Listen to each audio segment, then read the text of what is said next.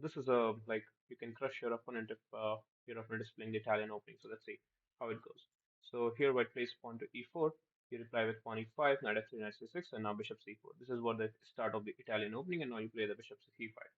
It's called the Jacobiano variation, and now we have castles. Okay, and then we have knight f6, pawn d3, and then we have pawn d6, bishop to g5, which simply pins your knight, and then we have bishop g4. Black is also doing it's a kind of it seems that it's a very symmetrical position. Just black hasn't done the castling yet. So here we have h3, and now since our rook is already here, so no need to save your bishop. Black can play pawn h5, and now white is very happy to take your bishop, but then you just take it back, and now the threat is of course the knight is hanging, so he saves the knight, but now we just play the pawn to g3. Again attacks the knight, and this pawn cannot take it because you have a bishop here on this the Duke of piano bishop.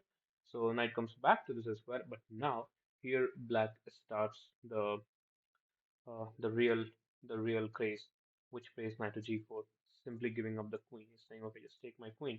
White is like, okay, let's take the queen, but now we have bishop to f2 check. Okay, so for the moment, White is saying, okay, I'm just going to take your bishop with the rook, like this. But now we have pawn takes the rook with a check. The king has to move to this square, but now we have rook to h1 check, which is just an skewer. The king has to move, and now king moves here. And here in this case, we just take the queen, and now king. Okay, for the moment, if you just take this rook, the problem is this promotion is coming, so that is why white has no time to take it. So white first played knight to d2 so that this knight will be looking at this square and also king is ready to take the rook, but now we just play knight to d4 with a check, and now he's taking, but now in this case we simply play knight to e3 check. The king has only one move, that is to c1, but now a very nice knight checkmate, the knight e2.